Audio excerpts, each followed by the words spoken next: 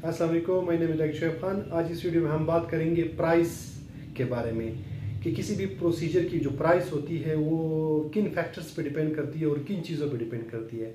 ऐसा क्यों होता है कि एक जो छोटा सा प्रोसीजर होता है पीआरपी, वो कोई 3,000 में कर रहा होता है, कोई 6,000 में कर रहा होता है, कोई 15,000 में भी कर रहा होता है और कोई 30,000 में भी कर रहा होता है। इसी तरह हेयर ट्रांसप्लांट हो गया कि हेयर ट्रांसप्लांट कोई 30,000 में कर रहा है, कोई 50 में कर रहा है, कोई 80,000 में कर रहा है, कोई 1 लाख में कर रहा है और कोई 5 से 15 लाख में भी कर रहा होता है।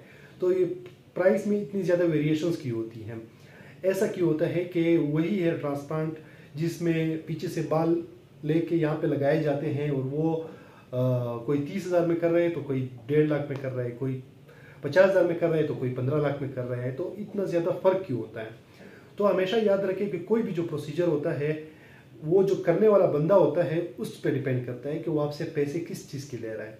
आया वो आपसे इस चीज़ के पैसे ले रहा है कि जी मेरे रिजल्ट्स अच्छे हैं तो इसलिए मैं इतना चार्ज करता हूँ। आया वो आपसे अपनी क्वालिफिकेशंस की पैसे लेता है या फिर वो आपसे अपनी सेटअप के पैसे ले रहा है।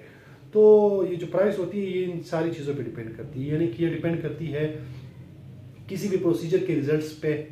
अगर एक बंदे का रिजल्ट्स अच्छा है तो वो जाहिर सी बात है वो आपको इस चीज़ पे ब्लैकमेल करेगा कि जी मेरे तो रिजल्ट्स अच्छे हैं, मेरे तो इतने ज़्यादा सक्सेसफुल कैंडिडेट्स है इस प्रोसीजर के, चाहे वो हेयर ट्रांसप्लांट है, चाहे वो पीआरपी है या चाहे वो बोटॉक्स एंड फिलर्स है।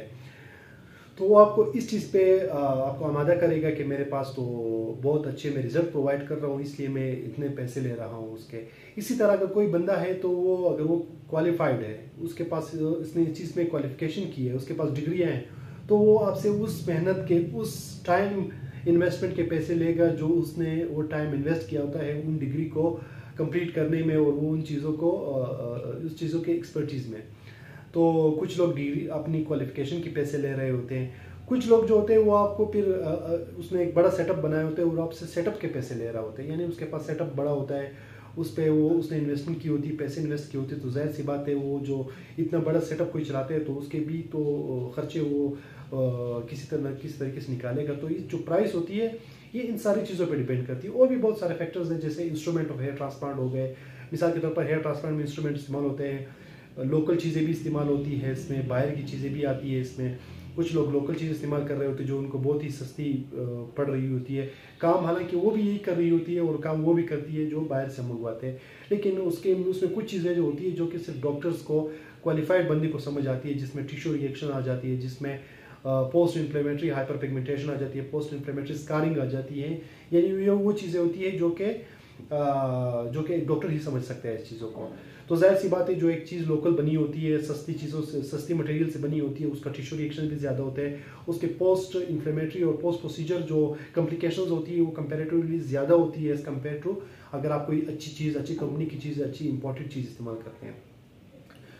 तो अक्सर क्लिनिक्स के अपने प्राइसेस होते हैं, उन लोगों ने मेंशन की होती कि हम हेयर ट्रांसप्लांट इतने से लेकर इतने में करते हैं, अब हम पीआरपी इतने से इतने में करते हैं।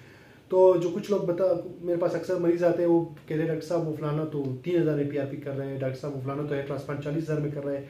तो ये जो 30-40,000 वाले ट्रांसप्लांट होते हैं, पहली बात तो मैं ये कहूँगा कि मोस्ट ऑफ द डॉक्टर, उनके पास तो कोई डिग्री नहीं होगी, उनके पास साइंस की डिग्री भी नहीं होगी। मैं इतना भी आपको बताता चलूँ